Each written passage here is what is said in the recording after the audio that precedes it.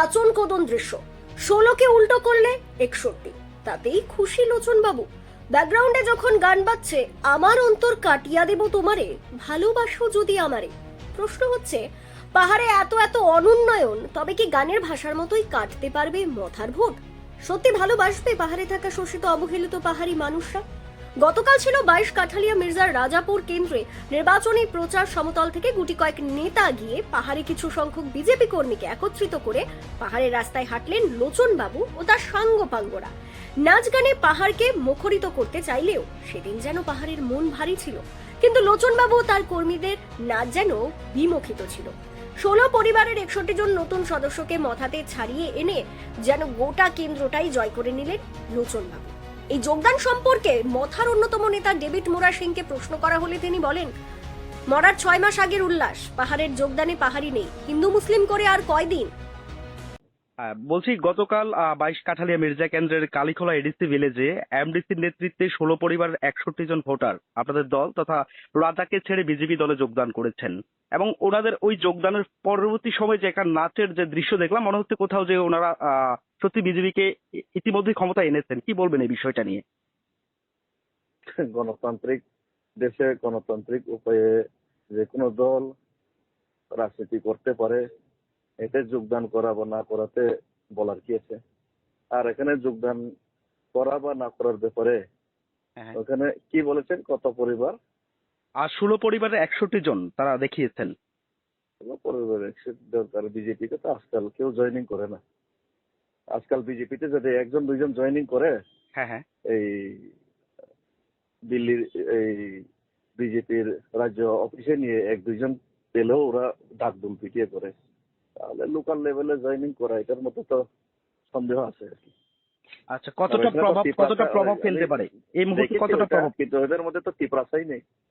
আচ্ছা, সব তো জেনারেলের লোক, তিপ্রাসাই তো নেই। তিপ্রাসা 10-15 জন হবে, গনে দেখুন আপনি। আচ্ছা, এখানে মিছিলের মধ্যে গনে দেখুন। আমি জানতে চাইবো কতটা প্রভাব ফেলতে পারে, আপনাদের প্রতিক্রিয়া কি থাকবে এই মুহূর্তে? না, বিজেপির কোনো প্রভাব নেই এডিসি এলাকাতে। বিজেপি হয়তো 2-3টা সিট জিতবে কিনা এটা সন্দেহ আছে, কারণ জেনারেল এলাকাতেও এখন বিজেপির প্রভাব নেই বললেই চলে। সিপিএম করে সবাই এখন, তো সিপিএম এ বেশি হয়ে গেছে জেনারেল এলাকা। তো যে বিজেপির যে মেইন যে ভোট ব্যাংক, এটা তো জেনারেল এরিয়াতে এখন, কিন্তু ওইখানেই যদি সুরক্ষিত না হয়, এডিসিতে তো বিজেপি নাই বললেই চলে। অন্যদিকে একটি সাক্ষাৎকারে লোচন বাবুকে এমনটাও বলতে শোনা যায়, আমরা সরকার গঠনের জন্য জোট করেছি, আসলে মথার সাথে আমাদের কোনো রাজনৈতিকভাবে মিল নেই। সরকারে ওদের সাথে আমাদের জোট, সরকারে আমরা একইভাবে, কিন্তু পলিটিক্যাল ভাবে আমরা এগুলো জোট করিনি। তো এটা দলের হাই কমান্ড যারা আমার সর্বভারতীয় নেতৃত্বরা দেখবে, রাজ্যের বিজেপিরা দেখবে, ওরা আমরা চাই আমরা এককভাবে আমরা লড়াই করতে, কারণ এককভাবে যদি লড়াই করে আমরা ক্ষমতাতে আসবো, এটা আমাদের বিশ্বাস, জনগণের উপরে এটা আমাদের বিশ্বাস। সত্যি তো নেই, কারণ চেয়ার বা গদি লোভের রাজনীতির যে একবারে সমতল থেকে ছাড়িয়ে পাহাড়ের নিরীহ জনজাতিদের কানেও স্পষ্ট হয়ে গিয়েছে। যে পাহাড়ে ভোট পেরিয়ে গেলেই দেখা মেলে না তথাকথিত সমাজ দরদীদের, আজ তারাই 16-এর উল্টো 61-তে জয়ের উল্লাস করছেন। এই নিয়ে ডেভিড বাবু জানান, মথার সাথে সত্যি বিজেপির কোনো দিকেই মিলে না। তারা এই উল্লাস হয়তো বা ক্ষণস্থায়ী করছেন, সময়ে কথা বলবেন। গতকাল আরো একটা বিষয় উঠে এসছে। লোচন বাবু বলেছেন যে মথার সঙ্গে রাজনৈতিকভাবে ওনাদের কোন রকম মিল নেই, জাস্ট আসন সমঝোতা বা ক্ষমতায় আসার জন্য এই জোটটা করেছেন। কি বলবেন? এটা তো উনি বাস্তব কথাই বলেছেন। মোসার সঙ্গে ওনাদের আদর্শের বিল হতেই পারে না, কারণ ওনারা মিস কল দিলে চাকরি বলে, হ্যাঁ, ওনারা কাটছিট করে, মিথ্যা অপপ্রচার করে, ওনারা জাত ধর্ম বর্ণ নিয়ে ভেদাভেদ করে, ওনারা তিপ্রাসা একট দিবে বলে রাজাকে ঠকিয়ে দিল, তিপ্রাসাদের ঠকিয়ে দিল না।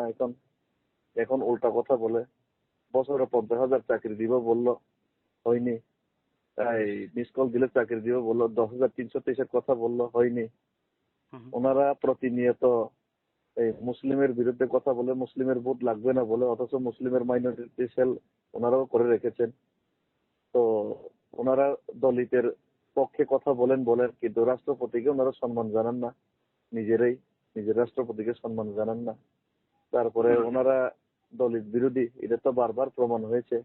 আর ওনারা ঠিক আছে মুসলিম বিরোধী, খ্রিস্টান বিরোধী এইসব করে রাজনীতি করেন, ঠিক আছে, কিন্তু বিহারে যে সমস্ত এই মহিলাদের 10,000 করে অ্যাকাউন্টে ঢুকিয়ে, হ্যাঁ, এই মিথ্যা কথা, মিথ্যা প্রতিশ্রুতি দেখিয়ে ভোট নিয়েছিল, সেই টাকা কিন্তু আবার লোন হিসাবে ফেরত নিয়ে নিল এই ইলেকশনের পরে।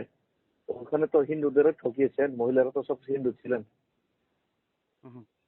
তো ওরা তো সব হিন্দু। সুতরাং হিন্দু মুসলমান নয়, আসল জিনিস হলো এটা একটা চোর বাটপার জুমলার দল। তো জুমলাগিরি করা ওদের কাজ।